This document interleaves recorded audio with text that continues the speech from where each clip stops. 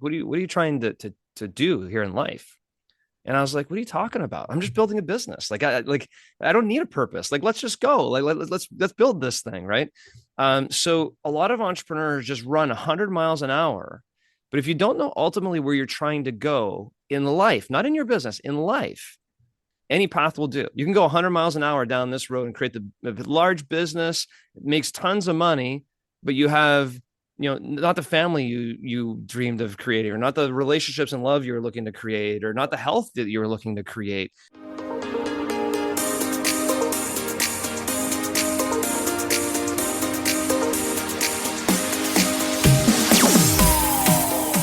I'm excited for this one, folks. It's always great to have guests want to be on the show. And then when I get to look into that guest, realize what an all-star he truly is. He has his own awesome podcast that we'll learn a little bit about. It's in the entrepreneurial world. He's an entrepreneurial strategist, business growth advisor, a lot of experiences, a lot of lessons learned to provide you today. So, John, thank you very much for taking some time to stop by That Entrepreneur Show. Yeah, excited to be here. I'm excited to have you. If you're looking on from the video version today, he's got the big 100M journey behind him. So I'm sure we'll dive into that.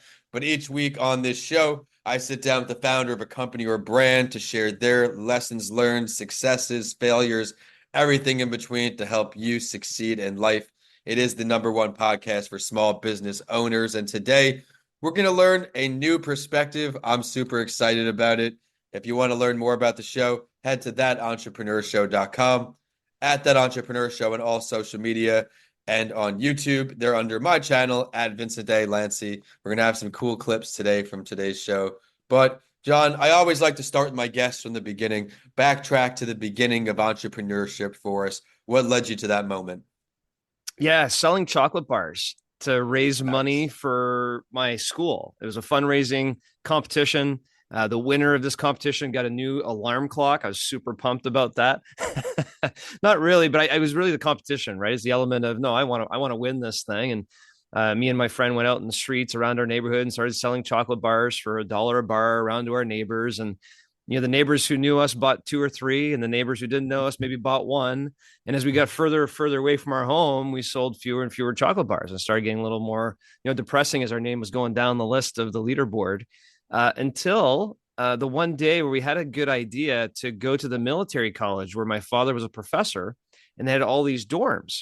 And my father always liked to go in to grade his assignments at night and say, hey, let's just go with him. We'll sneak into the dorms and we'll go knock on the cadet doors.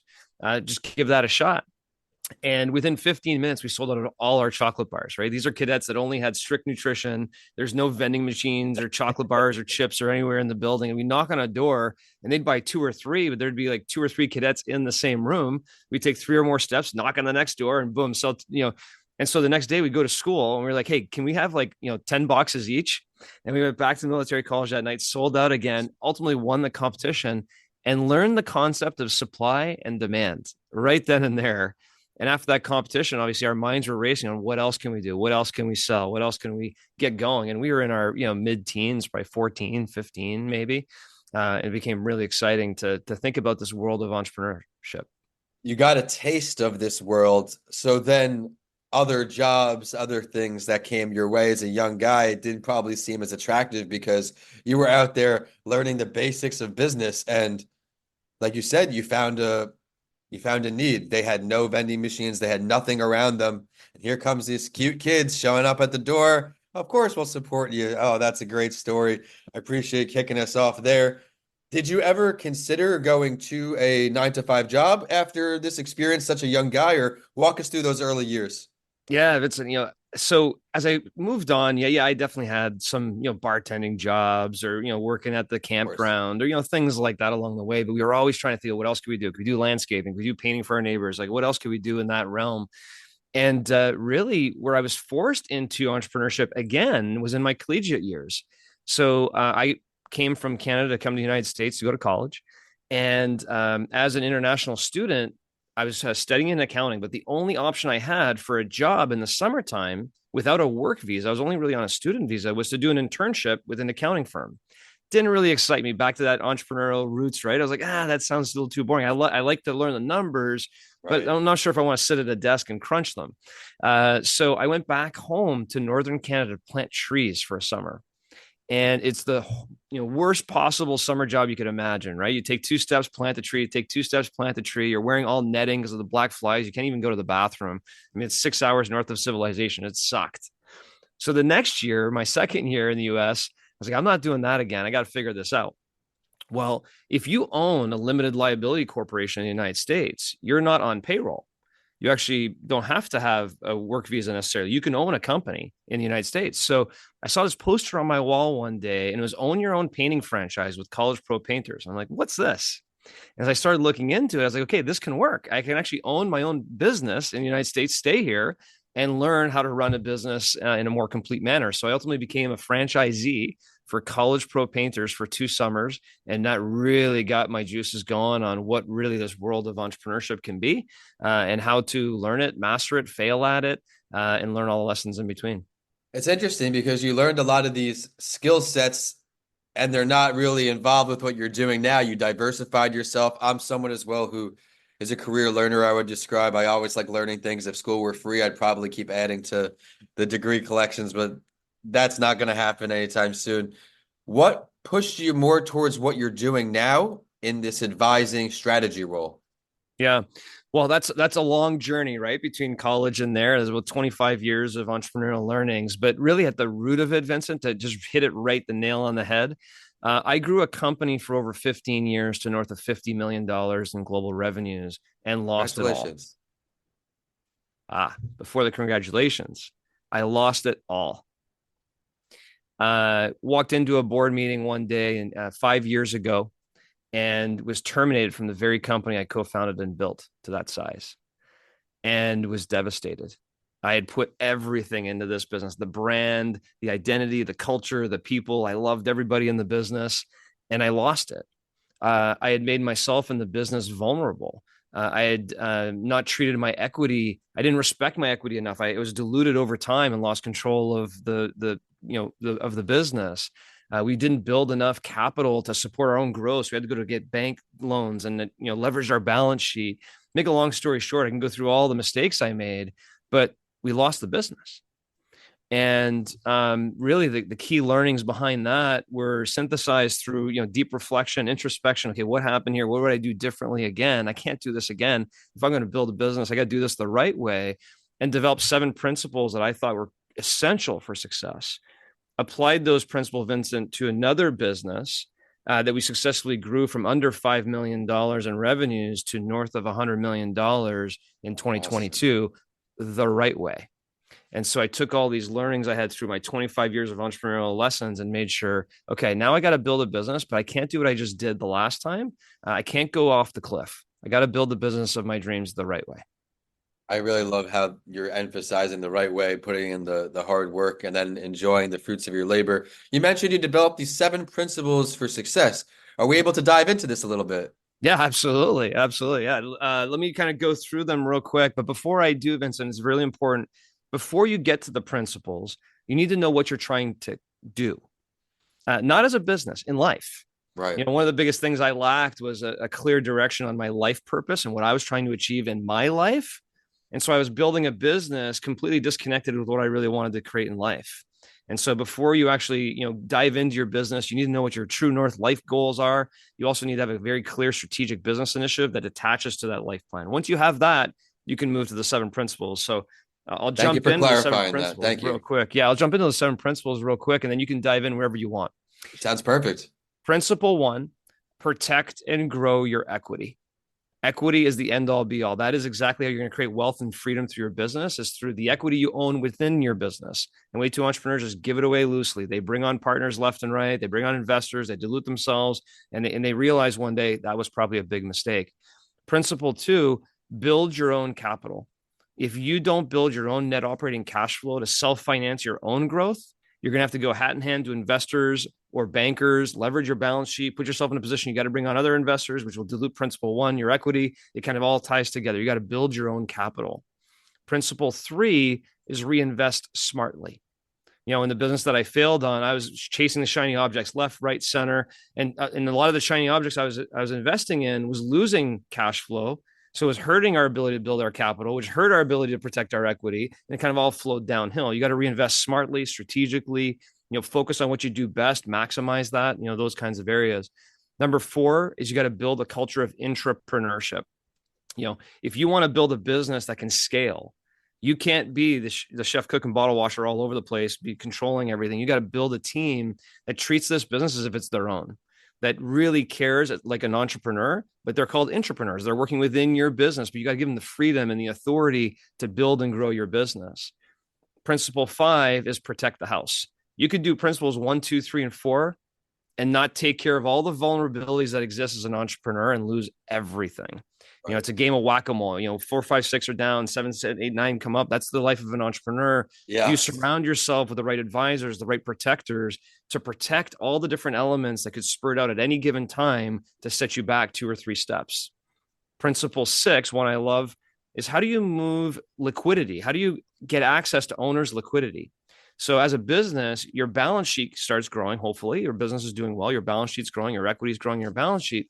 But how do you transfer some of that wealth from balance sheet A, your business, to balance sheet B, your personal, in a most tax efficient manners that helps the business and helps you? Because guess what? As you grow, your business needs cash. So if you take all the cash out of the business and just distribute it, your business doesn't have the cash and oxygen to grow. So how do you keep cash in the business to grow, but also feed yourself and your family and the wealth you want to create through this business asset? So how do you access owner's liquidity? And last, but certainly not least, principle 7, how do you move from CEO to chairperson of your business? How do you become more strategic? You're always told, work on your business, not in your business. Yeah, that's easier said than done, buddy. Like I'm through the trenches. I'm stressed out. I'm not under working out. I'm not taking care of myself. I'm not eating healthy. And you're telling me go work on my business. I got to go shovel the dirt over here, right? There's a problem here. But how do you move that strategic level of your business where you can be, look over the trees, see where your business wants to go ultimately long-term and create something of lasting value? Well, congratulations on putting all of that together. I'm sure it's helped countless people so far. I'm already excited to ask some questions. Even me in a different stage, not really at the chairman stage, but just letting go of control and bringing on people to take care of the things that take me all day to do, the day-to-day as a podcaster, an author turned podcast coach, book coach. It's now I'm able to be strategic and just focus on selling and scaling. So I loved that point there. But even in the beginning, you have to find what your life's purpose is, right? Your life's mission. You touched on that. I was a finance major, MBA. Life gets in the way, had an experience, and I was not fulfilled. I thought money alone would make me happy, and I learned that money alone, unfortunately, did not.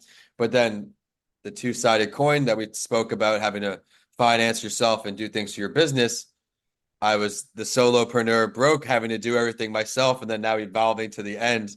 So I'd love to ask you, back in your solopreneur days when you were first getting started in the main part of the company, what's some advice you can give everybody out there who's in those trenches, putting out those fires, and they want to get to where you're at now, stepping up to the chairman of it?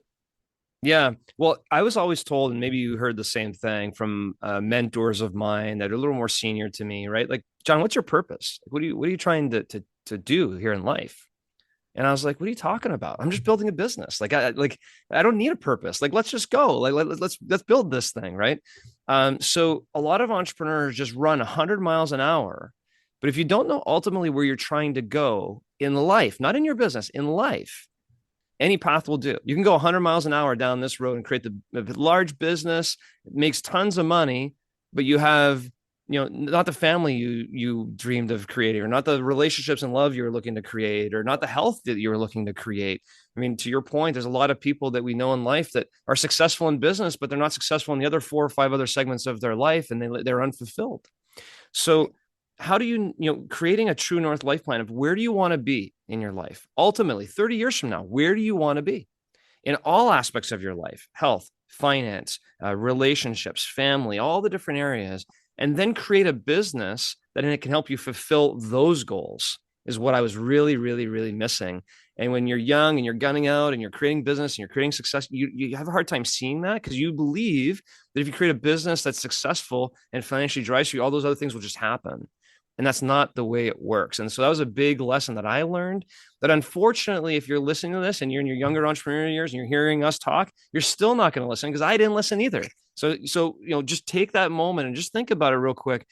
Ultimately, what are you trying to create in life in all these different segments? And then create a business that can help you achieve those goals. You'll be more fulfilled. Really love how you put that out there. In the over 4 years of weekly shows, I think you are only the second person to discuss how it's not just about winning in your business. There's so many quadrants in life, your family, your relationships, your happiness, your hobbies, all of these things. So thank you for shedding light on everyone that there is more to life than just business. I was swamped head down in the beginning of this, and now I'm remembering there's a lot to enjoy out there. John, such a lights out episode. I've been typing up awesome show notes for when we go live. I really loved the beginning with the selling chocolate bars. For me, it was the shoveling driveways and the neighborhood with a few other neighbors, the iced tea stands. I love to now ask if you could have a conversation with any entrepreneur throughout history, dead or alive, who would be your first choice to pick their brain? Oh, wow. At this current moment, um, I believe because of the advances in technology and where things are going, I would want to pick somebody that's current. Right.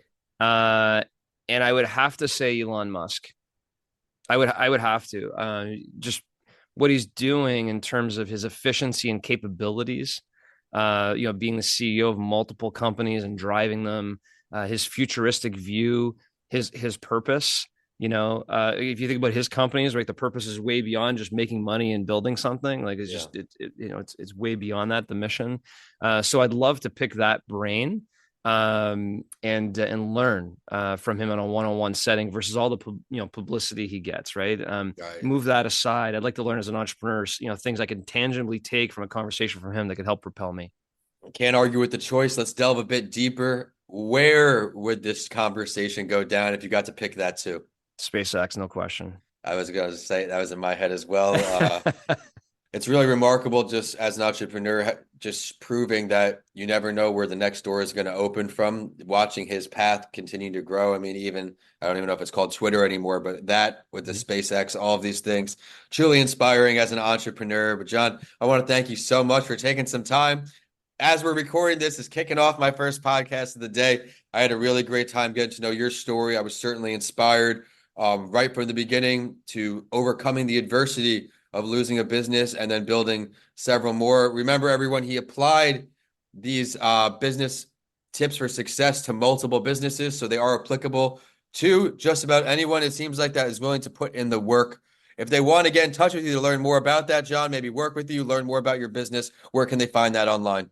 Yeah, so very simply, I'd send everybody to the website 100mjourney.com. So 100M is in million journey.com. All my social networks are there. I got a free workbook for anybody who wants to just download that. Some free supplemental videos that talk about all these principles. So yeah, 100mjourney.com. Appreciate you putting all that content out there, and I appreciate you taking some time to start your day with me. Everyone out there, be sure to check him out online. And we are at That Entrepreneur Show on all social media. For the video clip of today's show, head to Vincent A. Lancy in the coming days, and they have the That Entrepreneur Show channel right under there. A lot of great stuff today. Be sure to give this episode a second listen because he absolutely crushed it. And with that, we are signing off today from Florida to New Hampshire. John, thanks again. Thanks a lot, Vincent.